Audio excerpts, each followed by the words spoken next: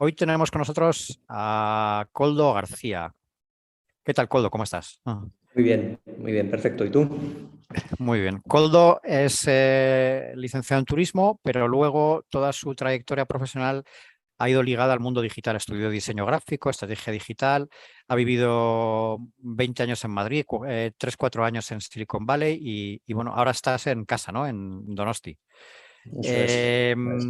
La trayectoria de Koldo es bastante larga, así que bueno, vamos a empezar por el principio, que el principio sería cómo una persona como tú acaba en el mundo digital, Koldo. Además, en el siglo pasado, que eso tiene mérito porque entonces eran cuatro raros los que estaban ahí, ¿no? ¿Cómo fue Sí, tu entrada ahí? sí.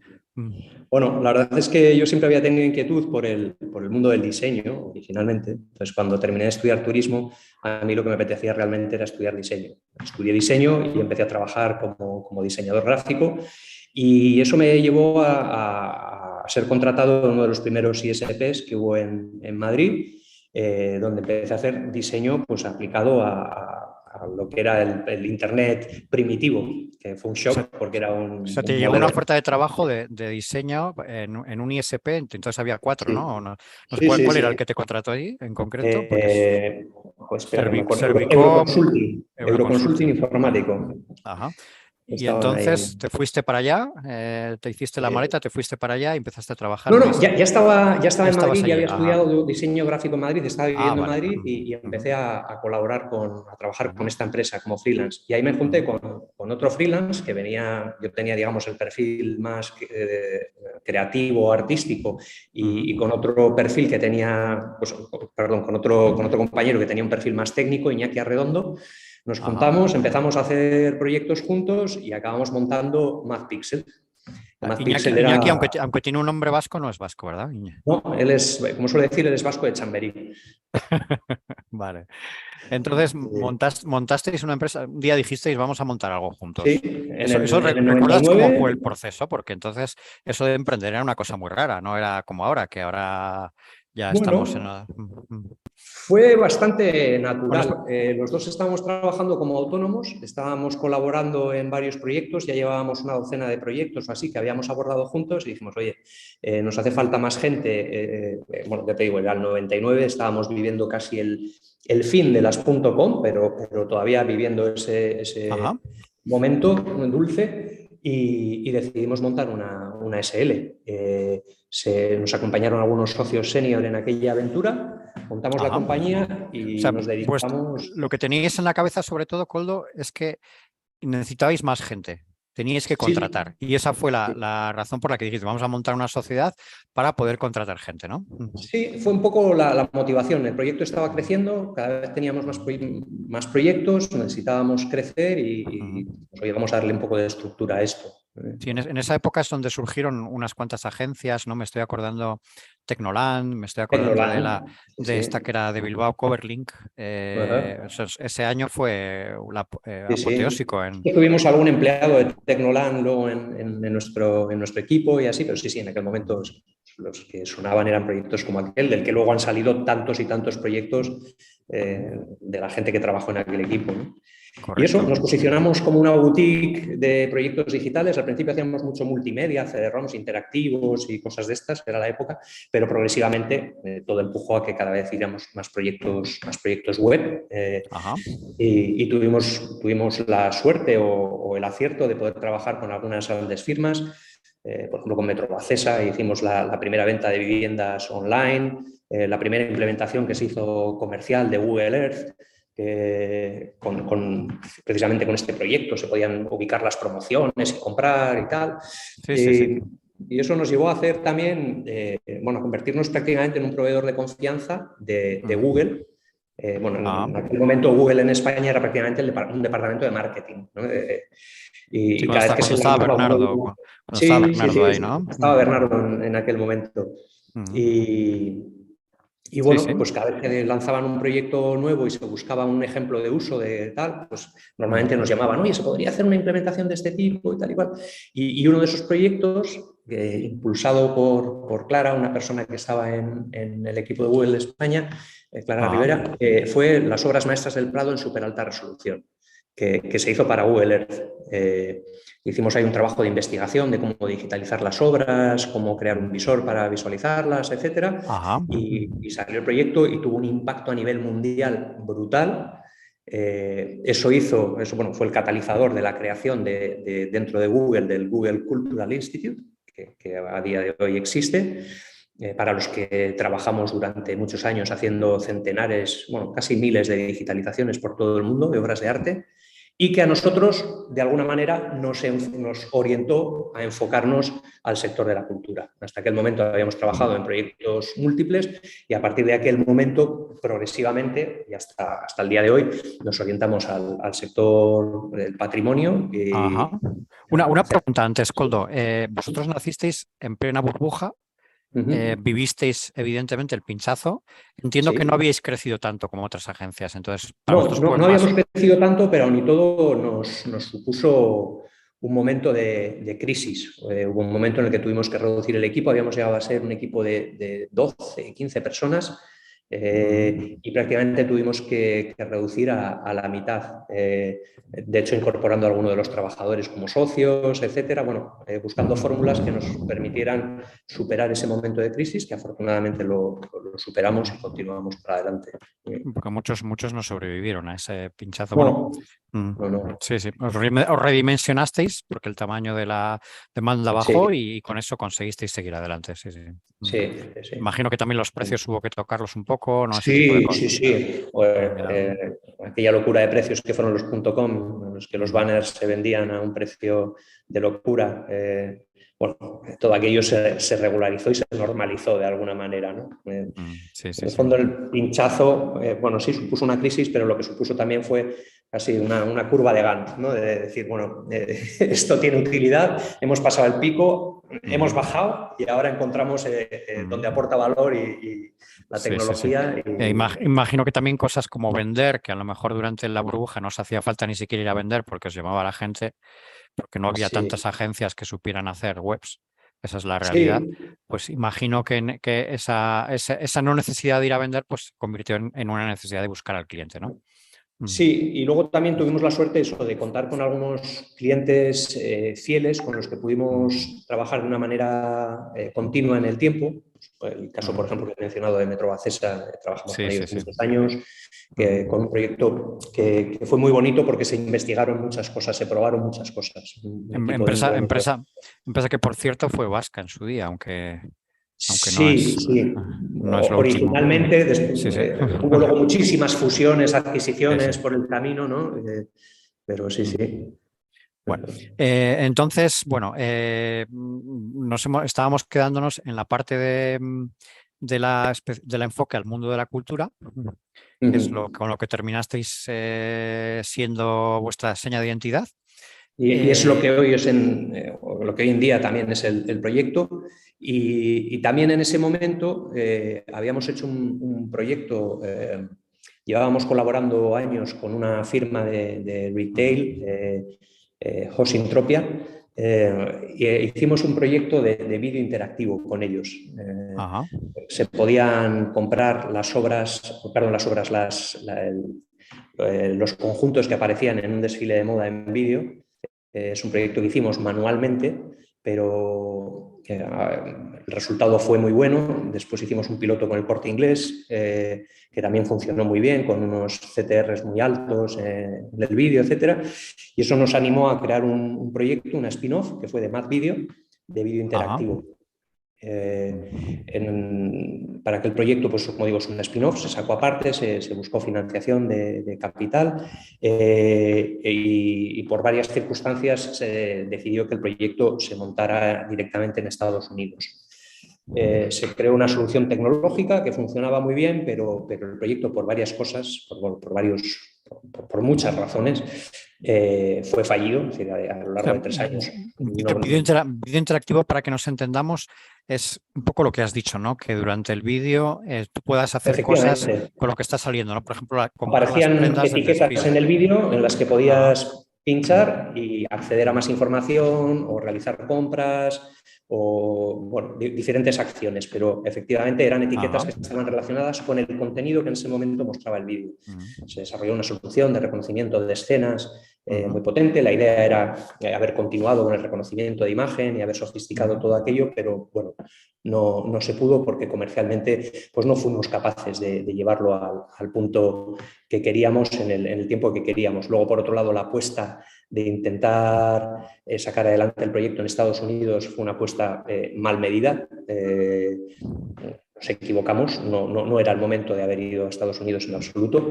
Hubo gente que nos lo avisó, pero bueno, en aquel momento pensábamos que era lo adecuado y nos equivocamos, evidentemente nos equivocamos. Y el proyecto acabó siendo un proyecto fallido. Probamos muchas cosas, que también igual fue otro de los fallos. Tuvimos muchos tumbos con diferentes modelos de negocio, con diferentes targets. Bueno, eso se llama pivotar, ¿no? Y teóricamente es lo que hay que Sí, hacer, ¿no? sí. Cuando triunfas se llama pivotar. Cuando fallas se llama cagarla. Dar tumbos, como tú has dicho. Sí, sí. Y lo de Estados Unidos, ¿por qué crees que me disteis mal? O sea, ¿qué es exactamente lo que igual gastasteis demasiado? A ver, el proyecto, por un lado, no estaba consolidado en España. Habíamos hecho unas pruebas que apuntaban a unos buenos resultados, pero realmente no teníamos todavía ni un market fit claro, ni un modelo de negocio claro.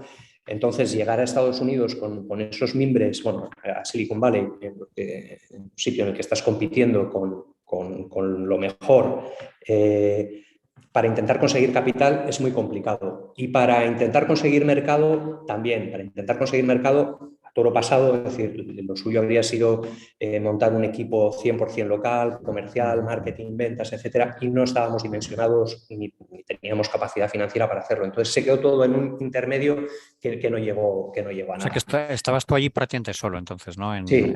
Luego en el último año llegó otra persona, pero bueno, Ya. es decir, ahora todo pasado, como digo, ves un montón de cosas y dices, pues no tiene ningún sentido, esto lo hicimos mal, qué mala decisión esta, qué mala decisión aquella. Pero, O sea, tú lo que recomendarías a alguien que esté planteándose ese salto es, primero, consolida prueba en España, después, sí. cuando ya lo has probado, has demostrado que funciona, llévalo a Estados Unidos y ten equipo propio allí, ¿no? Serían un poco las Sí, dos bueno, yo recetas. creo que vamos, ahí es decir, ya ha habido casos de éxito de gente que lo ha hecho muy bien, que realmente han cerrado rondas y han llegado a ese mercado en condiciones, pero efectivamente han llegado con un proyecto más consolidado a todos los niveles y con una estrategia muy clara de a qué iban a Estados Unidos. Es decir, vale, ahora que tenemos esto consolidado, ¿qué es lo que quiero hacer? Bueno, pues no voy a cerrar una ronda o no inicialmente, es decir, lo que voy es buscando mercado, ¿vale? Para conseguir mercado, ¿qué es lo que necesito? Esto, tal. No con un proyecto en fases muy iniciales, que, bueno, pues como te digo, había muchas cosas todavía por descubrir, por demostrar, a pesar de que la tecnología era interesante y el espacio es muy interesante. Hoy en día, si vas a Amazon Prime, cuando estás viendo una serie, si pasas el ratón por encima, que es lo que hacíamos nosotros, te aparecen los hotspots de quiénes son los actores que están apareciendo en ese momento. Eso te Correcto, duele. sí, sí. Sí, sí, eso es lo que hacíais vosotros, sí, sí. Sí, O pero bueno. vuestra tecnología, sí, sí. Bueno, entonces, te regresas después de este Sí, periplo, que por lo menos a nivel personal sería muy interesante, ¿no? sí. Todos sus momentos, sus luces y sus sombras, pero sí, es definitivamente interesante. Y a la vuelta pues me reincorporo en MadPixel, que en ese momento, como te decía, ya se había enfocado al sector cultural y estaba 100% enfocada en eso. Desempeño diferentes tareas. En un momento dado lidero un proyecto europeo que recibió financiación de la Comisión Europea, un H2020. Gracias a eso desarrollamos una plataforma, Second Canvas, que es una especie de gestor de contenidos que permite crear experiencias a partir del tipo de digitalización que hacemos. Y la verdad es que es un proyecto que nos colocó bastante en el mapa porque gracias a ese proyecto trabajamos con 70 museos de toda Europa, también algunos de Estados Unidos, de México. Y bueno, todo esto ha seguido teniendo su evolución. Hemos sacado nuevos proyectos de virtualización de espacios, de visitas en directo sobre visitas virtuales y bueno, la coyuntura en estos últimos años, el tema de la pandemia, aunque como a todos nos supuso una pequeña crisis inicialmente, a nosotros nos ha servido como palanca, porque la digitalización y la transformación digital del sector cultural y en museos en especial se ha puesto en primer plano, ¿no?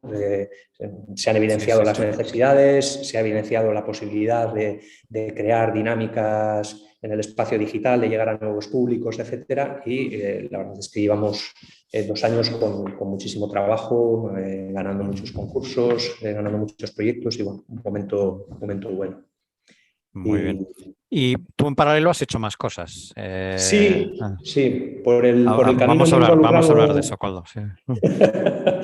Por el camino me he involucrado en algunos otros proyectos, a veces como asesor o tal, y hace nada, no llega ni un año, pues llevaba ahí cacharreando con el tema de NFTs, mundo del arte, blockchain, hablándolo con algunos amigos, artistas, etcétera. Y nada, hace unos meses, pues al final montamos Backarts, que es un proyecto orientado a eso, tema de NFTs en el mundo del arte. E insisto en lo del mundo del arte porque todo el mundo hace la asociación de NFT arte de manera inmediata, porque la prensa es lo que ha salido, pero NFT es mucho más que eso. Pero, de nuevo, aprovechando el conocimiento que puedo tener del sector, pues lo estamos enfocando ahí con una doble vertiente. Por un lado, ayudar a los artistas ya con trayectoria, el valor está en su obra, no en el uso de la tecnología, a desembarcar en este espacio y también otra faceta es con las organizaciones culturales, con museos, festivales, etcétera, entender cómo pueden sacar valor de proyectos de este tipo. Es un proyecto bonito, interesante, nos está tocando evangelizar mucho porque hay una visión un poco negativa. La que se ha transmitido principalmente a través de los medios es la parte de la burbuja especulativa, pero más allá de eso hay una aportación de valor clara. Bueno, yo la veo en todo lo que son las tecnologías blockchain, en concreto los NFTs, por supuesto, y creo que tiene un futuro espectacular si cada sector es capaz de encontrarle el ámbito de aplicación en el que le aporta valor. Y bueno, ahí estamos. Hemos hecho un primer lanzamiento con el Festival de Jazz de San Sebastián. Este verano lanzamos un NFT del cartel de este año, de la obra que se ha utilizado para crear el cartel, con un objetivo, en principio, exclusivamente de visibilidad o marketing, y que ahora mismo estamos explorando con ellos realmente cuáles pueden ser los pasos en los que les puede aportar valor a futuro, ¿no? El tema de fidelización, de creación de comunidad, programas de fidelización, que es un ámbito que vemos muy interesante para festivales y para museos. Y este otoño e invierno lanzaremos también con algunos artistas locales que, como decía, ya tienen una trayectoria consolidada, pero que están trabajando en el ámbito no solamente en el ámbito de lo digital, también en el ámbito analógico, pero van a hacer proyectos digitales y bueno, lanzaremos con ellos las obras en breve y también montaremos una exposición con sus obras. Para el que es ajeno a estas cosas, porque esto es muy nuevo, Koldo, ¿qué es exactamente un NFT de una obra de un artista local? Porque la gente de una obra sabe lo que es. Pero cuando lo virtualizamos de esa manera, ¿exactamente qué es? ¿Qué es lo que un NFT es un certificado. Es la representación digital de un activo y al mismo tiempo un certificado, ¿no? Es decir, por poner un ejemplo que a mí me gusta, que lo lleva a un terreno más común para todos, lo podríamos comparar con la escritura de propiedad de una casa. La escritura no es la casa, pero sin la escritura tú no puedes vender la casa ni puedes demostrar que la casa es tuya. Bueno, pues el NFT es ese certificado digital que representa a un determinado activo, a una obra, por ejemplo, de arte, y que además demuestra su autoría, quién es el autor, quién es su dueño y nos da toda la trazabilidad que ha podido tener esa obra a lo largo del tiempo, quién la ha comprado, quién la ha vendido, por cuánto, etcétera. Todo esto apoyado en tecnologías blockchain que aportan pues, lo que aportan, inmutabilidad, trazabilidad, etcétera. Entonces, no solamente en el mundo del arte, en muchos más ámbitos los NFTs tienen muchísimo sentido, por lo que decimos, esa capacidad de certificación con una tecnología muy potente detrás. En el mundo del arte, efectivamente, especialmente con arte digital, aunque también con arte analógico puede servir, pero con arte digital soluciona muchos problemas, entre ellos, por ejemplo, el cobro de royalties o de regalías por parte de los artistas, que es un derecho que tienen ganado desde hace mucho tiempo, pero que sin embargo es muy difícil de aplicar, ¿no? Es decir, Sí, sí. es muy Entonces, difícil pasar. cuando yo compro un NFT del cartel del Festival de Jazz, por ejemplo, estoy comprando un título que dice quién es el autor, es el festival, y eso para mí, ¿qué me ofrece? ¿Qué me aporta? Eh, Bueno, depende de tu perfil. Es decir, te lo pregunto para que lo entienda la gente, ¿eh? Yo más o menos lo tengo claro, ¿eh? si tu perfil es coleccionista de arte, tú estás pudiendo adquirir una obra de arte digital. Pensemos que ahora hay muchos artistas que ya no trabajan en soporte analógico, sino que trabajan directamente en soporte digital. Hacen su dibujo en una tablet, en una pantalla. Sí, sí. Si estamos hablando de ilustración, por ejemplo, y que ahora para comercializar su obra, o hasta ahora, no les queda más remedio que pasar por un soporte que no era el suyo, que era, voy a llevar esto a papel. Dices, ya, pero mi creación es digital y si es una animación, más todavía. Es decir, ¿cómo comercializo esto? Es decir, en un ámbito digital. Bueno, pues yo como coleccionista puedo adquirir esa obra que se ha creado en un soporte digital en un formato digital. ¿Y quién me demuestra que yo soy el legítimo comprador de esa obra, de ese original que tiene una tirada limitada a 1, a 2, a 10 ejemplares? Pues el NFT me demuestra eso. Entonces, como coleccionista, lo que me aporta el NFT es eso. Ha habido otros perfiles, es decir, que también han existido toda la vida en el mundo del arte, que es el que especula, ¿no? Es decir, voy a comprar esperando a que esto aumente de valor y lo pueda vender. Esa especulación, digamos que ha sido lo más visible en esta última época, porque como la tecnología era muy novedosa, ha tenido un crecimiento muy, muy alto, ¿no? Y hay mucha gente que dice, oye, joder, es que se ha pagado una pasta por un mono, tal. Entonces, bueno, sí, es cierto que puede haber cosas que nos suenen un poquitín bizarras, ¿no? Ojo, en el mundo del arte tradicional también hay mucha bizarrez por ahí que se le asigna un valor que no tiene, pero más allá de eso, lo que permite es comercializar obra de arte digital, ya no hablemos, por ejemplo, de arte generativo que se hace directamente picando código. El otro día charlaba con Ana Ferreras, que este año ha vendido muchas obras de ese formato en NFT, y al que lo compra, pues le aporta el valor de tener esa obra, que la puede tener en un momento dado expuesta en un marco digital, que es perfectamente viable, o verla a través de Internet. Y disfrutar de ese contenido y también hacerlo, como no, pues como inversión, ¿no? Es decir, pues tengo una obra que el artista ha reconocido y que dentro de unos años puede valer más dinero. Sí, sí, sí. Entonces es como una especie, por ejemplo, asociado a un festival, es como una especie de merchandising adicional. Mira, Sí, hay en una el caso de serie. los festivales y de los museos yo lo trataría de una manera un pelín distinta. Efectivamente, lo vincularía más a un concepto de merchandising en el que la pieza no tiene igual tanto valor como una obra original de un artista concreto, ¿vale? Sí, sí.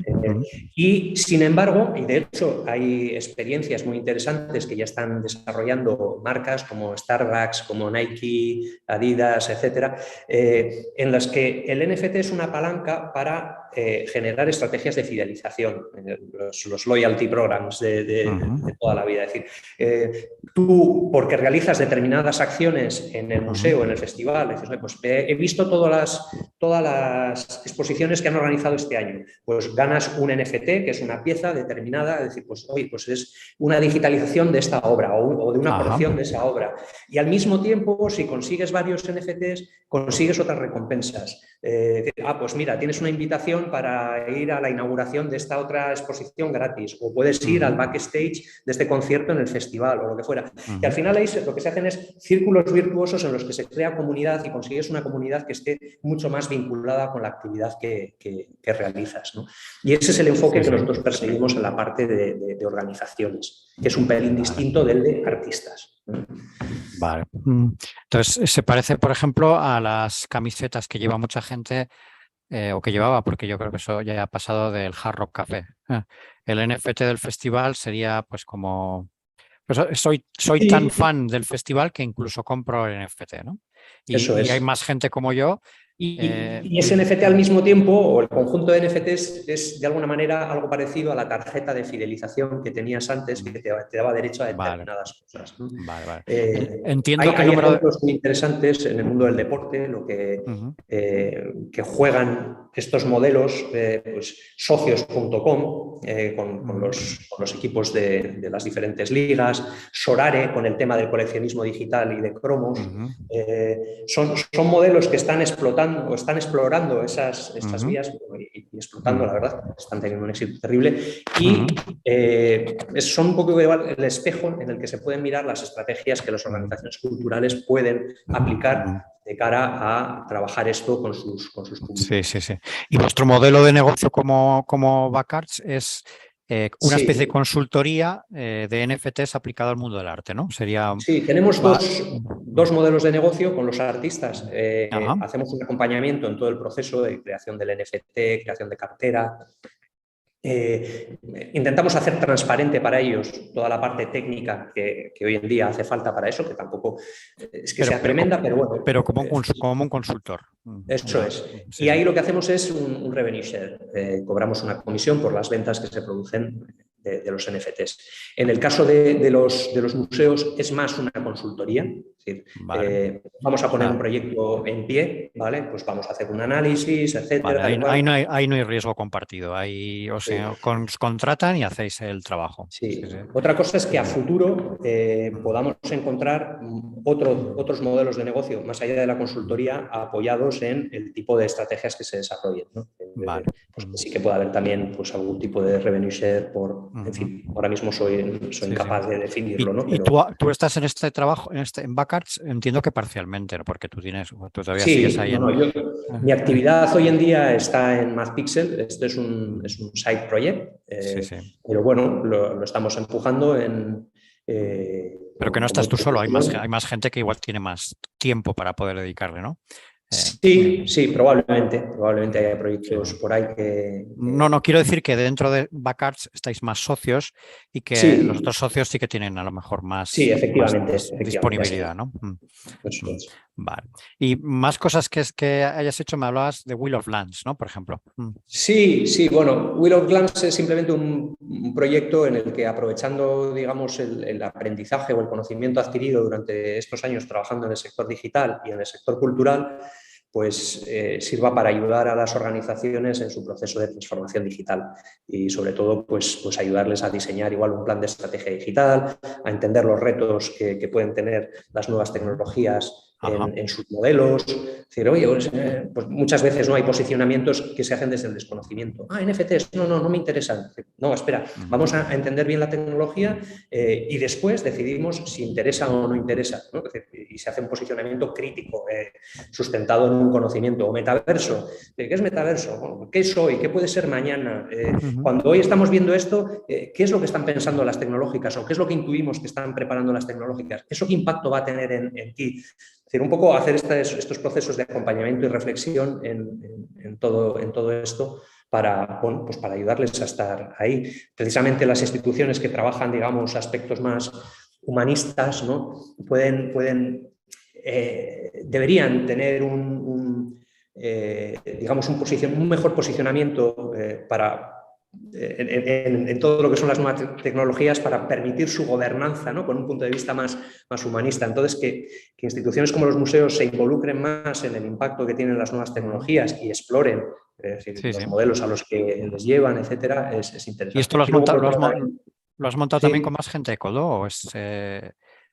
¿Lo has montado con más socios o eso no? No, esto es una cosa que he montado yo por mi cuenta y sí que lo que sí que tengo es una red de partners, de gente Ajá. que aporta valor en diferentes áreas, en yo qué sé, Ujú, accesibilidad, UX, ujú. marketing Sí, sí, analytics sí. o lo que fuera, de manera que se pueda montar un proyecto Vale. que satisfaga. Y luego me comentabas que también has participado como asesor y demás en diversos proyectos de otros, ¿no? Sí, en Entiendo algún que... proyectillo ahí me he involucrado, bueno, proyectos que han salido o no han salido adelante, Sí, sí, sí. pero Entiendo bueno, que sí. el emprendedor te conoce por tus por tu experiencia ya muy larga en el mundo digital y especialmente aplicado al mundo cultural en los últimos años, y de ahí pues te han conocido y bueno, pues te piden ayuda para montar algo, ¿no? Sí, Que sí, muy o a bien. veces amigos también que les pica el Amigos. gusanillo de montar un Ujú, proyecto, bueno, ujú, principalmente son proyectos que tengan igual una ujú, componente tecnológica o digital y bueno, ujú. que ahí me he sumado a ellos. Muy bien. Pues muy bien, Coldo. Creo que hemos hecho un repaso bastante interesante de tu trayectoria, que es bastante completa y además pionera. Y bueno, pues desearte mucha suerte con MadPixel, evidentemente, que es donde estás más tiempo, y también con este proyecto último, el de Backarts. Estupendo, muchísimas gracias Gracias a ti. y seguimos en Y contacto. ánimo. Muy bien, gracias.